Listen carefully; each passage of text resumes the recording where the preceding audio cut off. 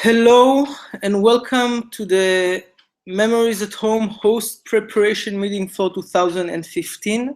My name is Elon Shmorak. I'm one of the founders of Memories at Home, and the purpose of this meeting is to share with you tips and knowledge that we collected over the last 5 years at Memories at Home in purpose that you will have a meaningful and good event yourself. It's my first YouTube video, and I'm gonna do it one take. So please be patient with me, and I hope you will enjoy it, and it will be useful to you. So without further ado, I will open the presentation, and you will hear my voice. And maybe my baby sister who is traveling around the house. I'm not baby. She's not a baby, but please be quiet. Thank you. I need to do share screen first. One of the things where share screen, share my whole screen. Ta-da. Keynote. Voila. Okay, Memories at Home host preparation meeting. On the agenda today, a little bit of background about Memories at Home, about the event structure, some tips about the conversation with the Holocaust survivor, about the artistic part, and the discussion, of course. A little bit of background, how it all began. Well, 5 years ago, a good friend of mine named Adi Altshuler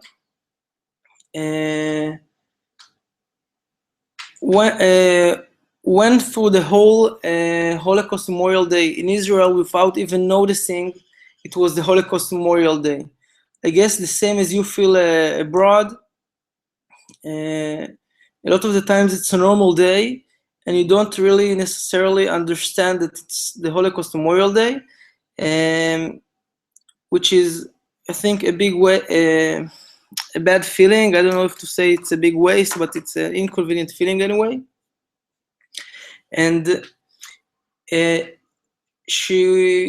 when she realized it was the Holocaust Memorial Day, she went to a ceremony organized by the city municipality, and she saw there is no young adults around her. And then she really realized the gap that young individuals and young adults feel about the Holocaust Memorial Day, that it's very important to us, it's very relevant, we want to have it a meaningful day, but a lot of us don't feel connected and don't know how to do this day properly in a way that suits us. Watch movies, television. Some people watch Holocaust movies and feel bad about it because it makes them have bad feelings. But we needed to find a way to search for a proper way to relate to this day. The following year, Adi and Nadav, her husband, decided to gather a few friends and to have an event in their own living room. The event, as they held it 5 years ago, is the same event that we have today, in the same structure, and that is basically Memories at Home. It's an event that has three structure. Its structure has 3 parts, which I will tell in a few minutes. And it's basically the purpose is to allow a new relevant approach to commemorate the Holocaust Memorial Day in a way that suits you today, with an open discussion, to be active on this special day and to say what you think and what you feel, not to be passive. And that's basically it, and I think I will tell more as we go along. So maybe I will say one sentence. The Memories at Home, as we offer it, has 3 parts. One is a discussion with a Holocaust survivor, the other is the artistic segment, and the third part is a discussion, but of course you are welcome to organize it as you wish and as you want. It's a free code, and you recommend that you can feel free to change it as you want. Tips for the host before the event: when to invite. Well, if you haven't invited people yet, you should do it now. You can invite people by phone. You can also open a WhatsApp group or a Facebook group or a Twitter. I don't know what's the main thing going on in your state, but to invite as fast as you can. How many people? We recommend to invite between 15 to 40 people. So we'll have an intimate event, and everybody can be active in this event and can express themselves. Who to invite? We recommend to invite your good friends, the people you go out for a beer with, your colleagues at work, and also people you don't necessarily know. One of the most interesting discussions I had 2 years ago was with people who I didn't know, who came through friends of mine, and they had a lot of interesting views. So also don't be afraid on inviting people you don't necessarily know before. Just make sure you have a nice atmosphere, an open atmosphere, and everything will be okay. Like I said, the structure of the event has 3 parts: the witness testimony, the artistic segment, and the discussion. Every part has a special meaning and a special role in the event, and I will talk about it further as we get along. Part 1, the Holocaust survivor story. Well, the purpose of sharing the story, the way we see it, has 2 purposes. On the one hand, we think it's really important to hear the Holocaust survivor stories as long as they're with us. And unfortunately, we know they won't be here for many more years. So that's one purpose, to hear their story. The other part is also, I think, is related to the Holocaust survivors themselves, well-being themselves. Like a lot of the Holocaust survivors that we talk to tell us that it's very meaningful to them that people will remember their story, that people will remember who they were, remember their families. So it's also important for the Holocaust survivors themselves to share their story. How to find a Holocaust survivor? Well, if you're in the States, you have several options, including contact the Jewish Community Center or the synagogue that is nearby, that's near your home. In Europe, you can also contact the Jewish Congress or a lot of organizations. But assuming you are seeing this video a few days before the Holocaust Memorial Day and you couldn't find a Holocaust survivor, I will give you several of options, several of different options that you can have instead of bringing a Holocaust survivor to your own home. And I will say it now. Today there are 3 groups of Holocaust survivors. People who are young adults who are now in their 90s, and young children who are now in their 80s. Usually the people who were babies don't see themselves as Holocaust survivors. So I guess the majority of people you will host in your homes will be around 80 or 90. Another option that you can have as a testimony witness is second generation. We had a lot of good experience with second generation witnesses last year in Israel. Basically, the people come and tell their family story, and afterwards they share with us how it was to grow up in a family with a Holocaust survivor. It's really interesting, really inspiring. I highly recommend it. Righteous Gentles, it's also an option if you know one. Researchers and experts in the field of the Holocaust studies can also be a witness. I once heard a researcher who told us about all the myths and the truths in the Holocaust. This was the witness part. or somebody who can come and speak about children in the Holocaust, you can be creative on that part. And of course, filmed testimonies or live stream for Memories at Home in another location. First of all, about the live stream. We have Memories at Home in over 50 countries this year, including the States, Europe, Israel, of course. And if you want, we can connect you with another Memories at Home event. And the part of the testimony you can watch together through live stream via YouTube or Google Hangout or WebEx for the Americans. We had also a good experience with that kind of testimony last year. The Holocaust survivor spoke from Canada, and he spoke live to Israel and Barcelona, Israel and Spain. And everybody said it was amazing and a really good experience. So you can also do it the same this year. We have open events that's already aired from New York and from Israel that's aired to Berlin at the moment. So you can just join one of the events. And a film testimony or live stream on Sunday. I will send all of you a link to all of the videos that we have ready because of, I don't know how you say it, artistic rights. I don't know if it's the right phrase, but because of the, we can't send it to you now, we can only send it on Sunday, but on Sunday we'll receive a mail with all kinds of live testimony and films that you can also watch.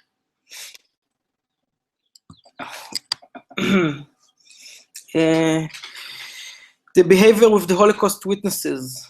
Okay. First of all, pre-event call on the day of the event. Even if you spoke with the Holocaust survivor before, also on the day of the event, don't forget to call them. Make sure they know the evening structure. Make sure they understand that they will have 45 minutes of testimony, and that the event also has 2 other parts that people need to have power for, and also that he can't stay for the other 2 parts. We highly recommend that the artistic part and especially the discussion part would be without the Holocaust survivor, because it will allow a more open discussion. Usually people will feel more free to speak about topics that are not so status quo. And make sure the witness understand that, even in the pre-call. Also make sure that the witness gave testimony before, that he knows how to share his story. And I think that's the main thing that you need to talk before. Offer the Holocaust survivor to come with a family member. It's important in 2 ways. First of all, it helps us with the transportation.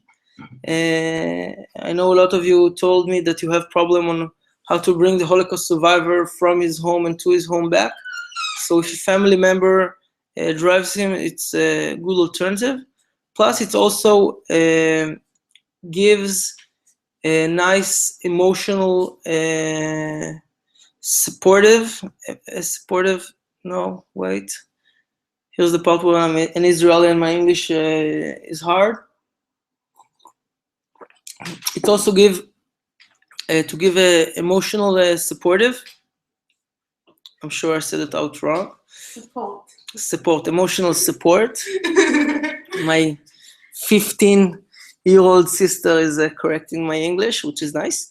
So it also helps with the emotional support for the people who are in this complicated day and this complex situation. So it's highly recommended for both reasons. And of course, you need to be ready for cancellation. A lot of the times, although you spoke to the Holocaust survivor the same day and he said he will come, the evening comes and he doesn't feel well. It's a very intense emotional day for them usually. So you need to be prepared with option B, which can include all the things that we spoke to you before, including the YouTube videos or the live stream video. And you need to be ready for that. During the event, transportation to the event we spoke about. 10 minutes alert before the testimony ends. I have to say personally that I always find it hard to stop a person doing his testimony, and that's why we contacted the Holocaust, not the Holocaust, the testimony, the girl who works in Yad Vashem, which is the main testimony institute in Israel, and we talked to, and she is in charge of all of the Holocaust survivors who give testimonies in Yad Vashem. And we asked her about this topic, and she said that it's okay to stop them. It's okay to say, I'm sorry that we don't have more time. She said that a lot of the times it's important to stop them because they needed to be treated. They need to be treated like adults, and it helps them. Although it's maybe for us it's not nice, for them it's important. So you need to do it, of course, politely. You can come and say, for example, what is your main message you want to convey to the future? Or what do you want us to remember from this evening? Or some people say, the driver is waiting for you. Is there something else you want to say?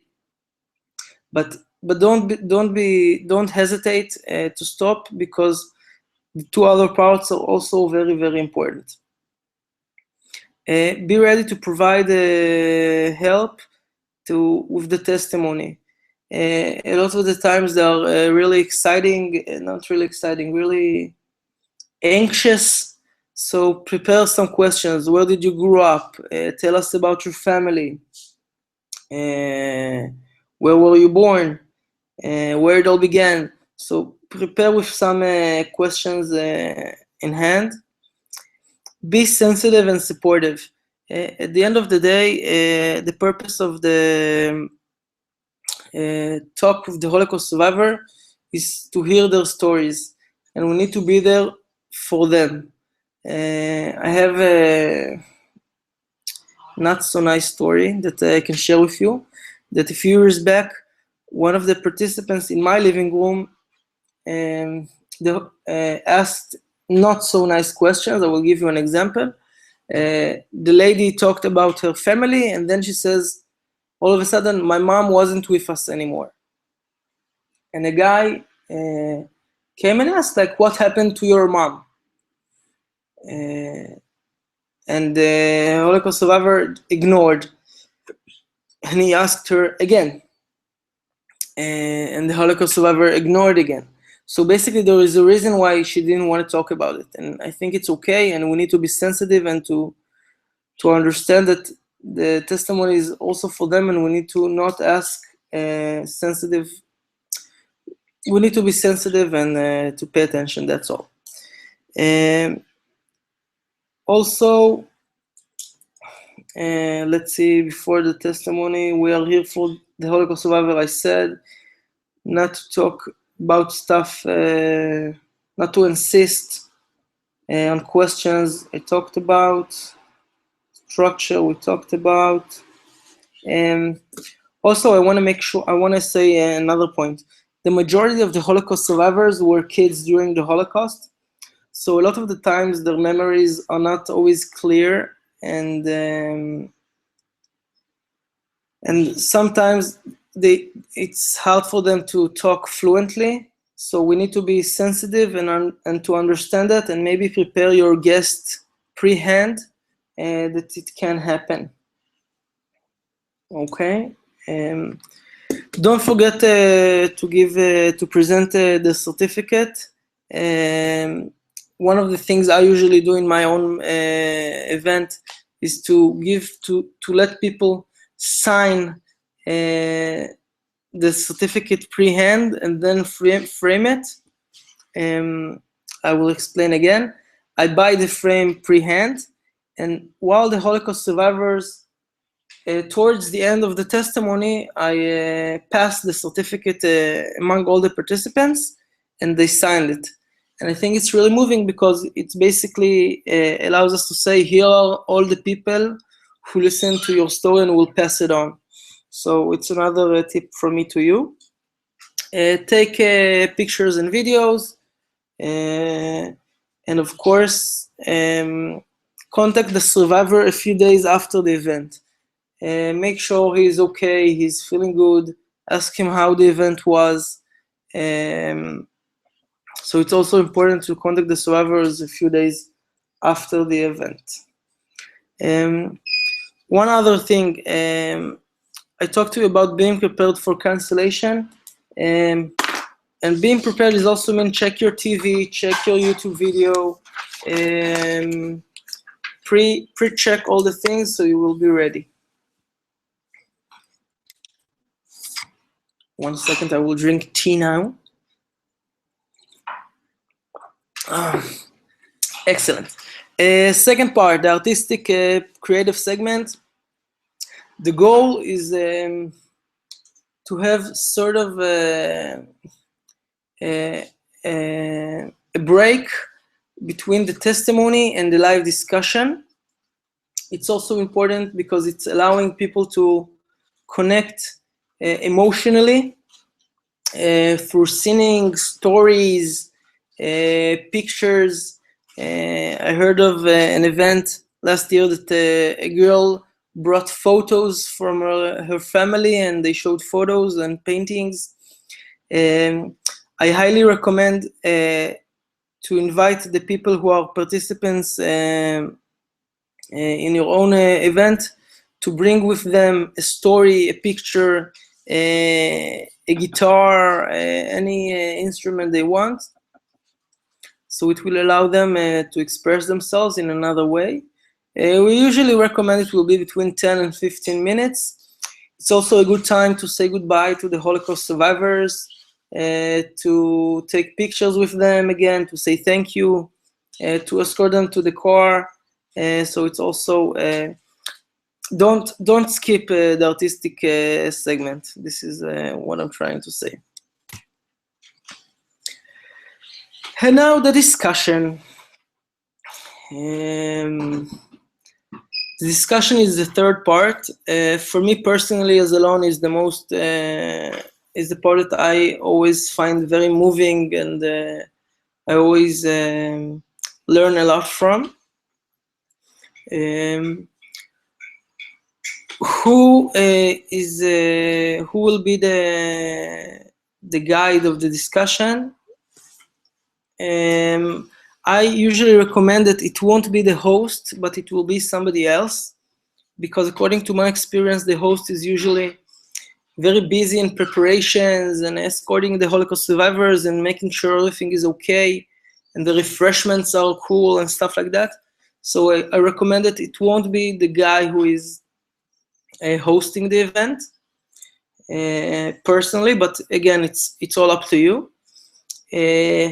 How I don't know how to phrase it in English, but at the end of the day,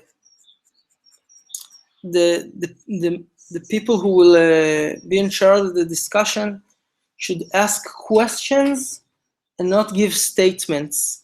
A good discussion facilitator is usually somebody who you don't really feel too much, but he knows to ask. He knows how to ask the right questions. If everybody agrees on a certain topic, he always shows the alternative topic. And I also believe in, you can say, pulling sticks. What do I mean? Let's say that I recommend opening the evening with the question, why are we here today? What brought us here to Memories at Home? and you hear all of kinds of people answering different questions. And as the discussion facilitator, you want to talk about, let's say, the memory of the Holocaust in future years. And the third person who speaks, let's say her name is Shira, she says, I'm here because I'm not sure what the memories of the Holocaust will look like in 15 years from now. Write it down on a piece of paper near you and let everybody finish.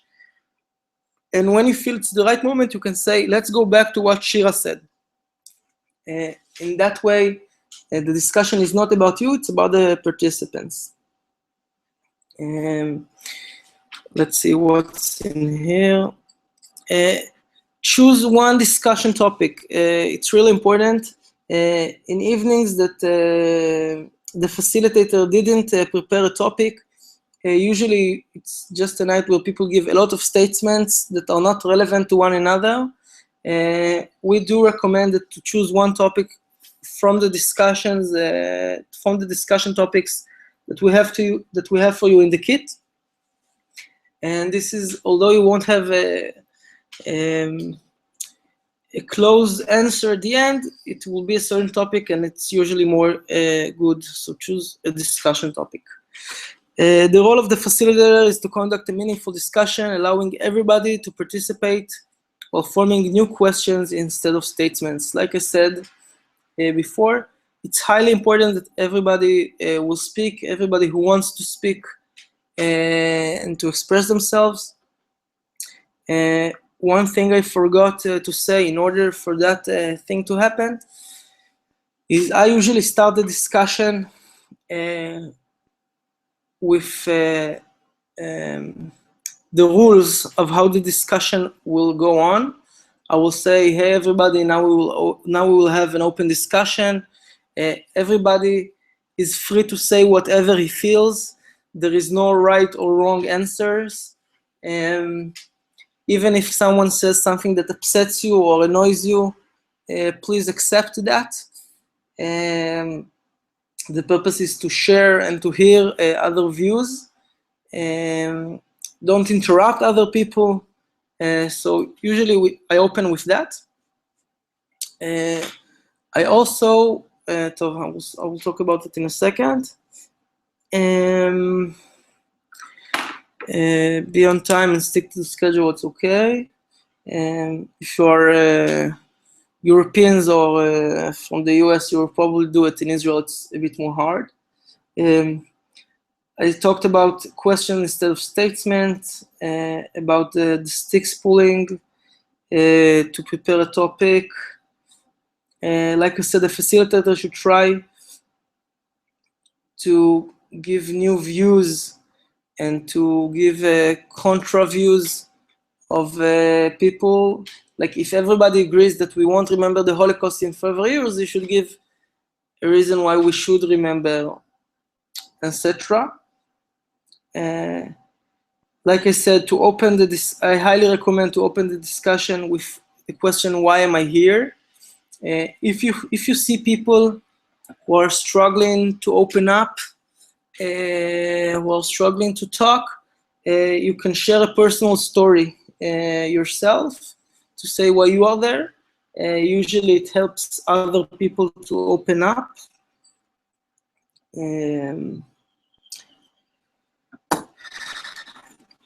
And one other thing I want to talk about before the feedback is about the connection between the discussion and the testimony.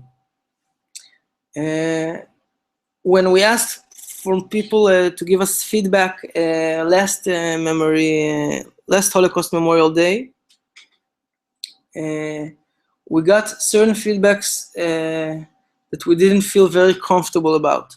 Like people said, the event was amazing, the discussion was cool, but the Holocaust survivor, she didn't talk fluently. She gave a brief story and she couldn't keep a coherent story. Or the night was very cool, amazing, but the Holocaust survivors, her story wasn't too exciting. Like she wasn't on Auschwitz, She only ran away and lived in the forest for a few years. We think that every kind of testimony you will have is a good thing to talk about it in the discussion. For example, if you have a really heroic story, you can say, do we treat heroic stories different than other stories? Do a Holocaust survivor is better than another Holocaust survivor? Do some stories consider to be more attractive? Why do we search for the attractive story? If you have a Holocaust survivor that comes and you see he's in bad health, you can also talk about the fact that this is the health situation of a lot of the Holocaust survivors these days, and what is our role in taking care of them today. So basically, try to use everything that happens in the room for a discussion. Also, if you don't have a Holocaust survivor, and I talked to a few guys and girls, of course, that says that they don't want to do memories at home because they don't have a Holocaust survivor. And I told them, this is, I think, a good question about how the Remembrance Day will look like in a few years. If we don't have Holocaust survivors, we don't want to commemorate this day. It's a question. How we will commemorate this day? A lot of interesting topics. Questions you can't ask me because you're not there. We hope everyone will have a meaningful Holocaust Memorial Day, personally. Stop sharing. Hey, I'm still here. Hope you too. I hope you have a meaningful Holocaust Memorial Day. I know I feel very privileged to be a part of this project. Every year I find it very meaningful and very relevant and interesting for me. And I hope it will be the same for you. I can show you a YouTube movie now. Let's see if I can open it fast. YouTube. The YouTube video that I will show you now is about participants from the past talking about their memories at home experience. And I hope you will enjoy it. If you have any questions whatsoever, you are more than welcome to email me through the website, through our website, or just email me directly. You have my mail, of course, all of you. 1 second. You have my email. So whatever you need, like if you want to talk to me about discussion topics, or how many people should I invite, or to connect you with a different home, or to ask if you want to skip one part of the evening or not, don't hesitate to contact me. Again, through the website, you can email me at alonshmorak@gmail.com. It's alon.schmorak@gmail.com. And thank you again for being patient with me on my first YouTube video. I hope it will help you. And we'll finish with the YouTube video. I hope you will all have a meaningful evening. And thank you for listening. Share my whole screen.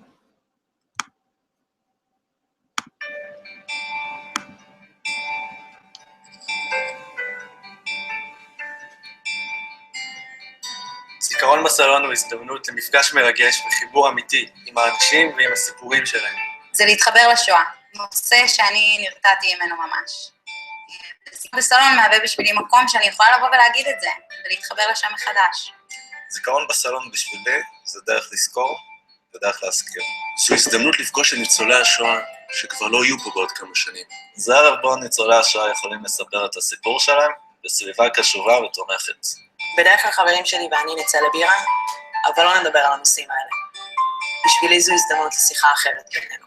התפקיד שלנו בתור דור שלישי הוא לקחת את הזיכרון המוחשי של סבא וסבתא ולעשות ממנו משהו עקרוני בתרבות שלנו, עבור הילדים שלנו. פלטפורמה לחבר את הנוער לנושא שהולך ומתרחק מהם. לממש את התחושה, אחרי המסע לפולין, שחייבים להמשיך לספר את הסיפור. זה פשוט ערב שיוצר מרחב משותף בין אנשים. לשבת ולדבר, בלי ציניות. זה רגע שלא קורה הרבה, והוא קורה בזיכרון בסלון. יום שהוא הזדמנות להיות מצפן להתנהגות מוסרית יותר. זיכרון בסלון הוא ערב שעוזר לי להיות אדם טוב יותר.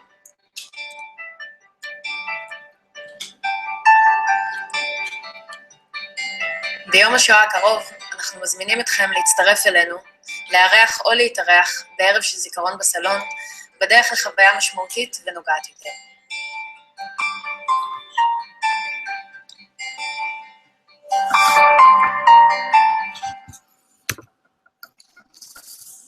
Like you understood, the memories at home translate to Zikaron Basalon in Hebrew.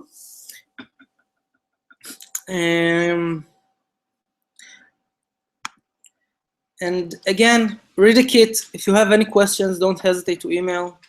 I wish you all a good day. Thank you very much.